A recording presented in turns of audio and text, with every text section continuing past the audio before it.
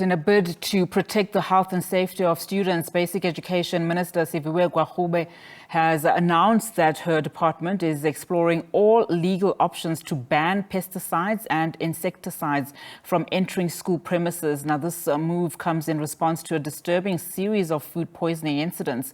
The minister's efforts reflect a growing urgency to address potential toxic exposure in schools and to ensure a safer learning environment for all students. To expand on this, let's now welcome Anna Shevel, unPoision South Africa Network Coordinator. Anna, thank you so much for your time this afternoon. I mean, our conversation comes literally as yet another poisoning case at schools has just broken out, this time in the Free State, involving 29 learners.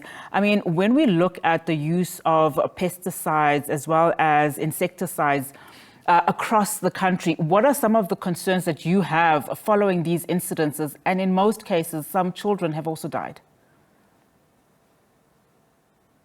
I think one of our greatest concerns at the moment is what seems to be a scapegoating of the spaza shop vendors, when the spaza shop vendors and distributors are right at the end of a supply chain. And you must understand that these are very sophisticated supply and distribution networks that supply a lot of products to spaza shop vendors, and a lot of things that are coming into our borders illegally or being sold illegally that aren't being declared via customs.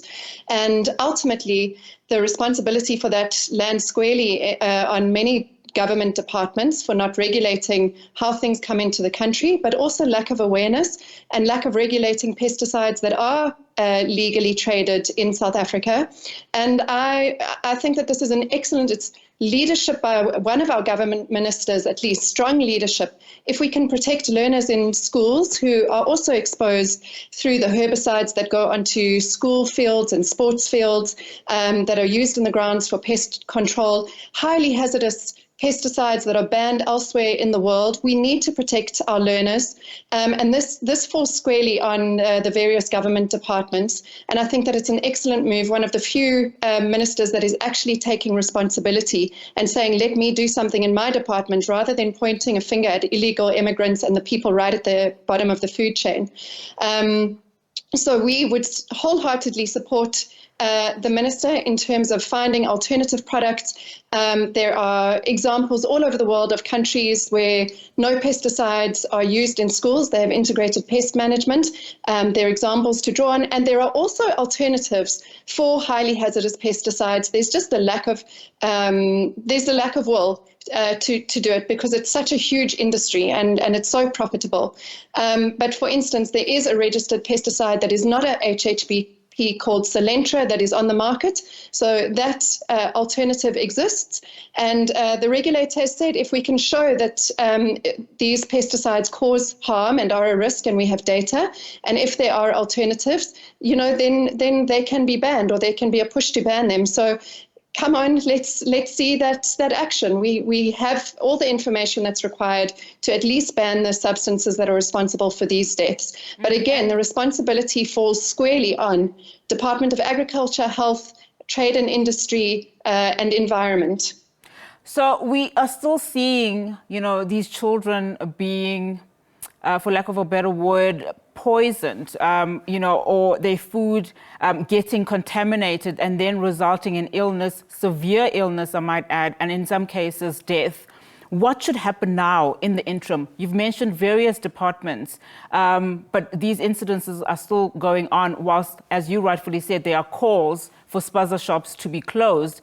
But as you say, spaza shops are right at the bottom of that food chain.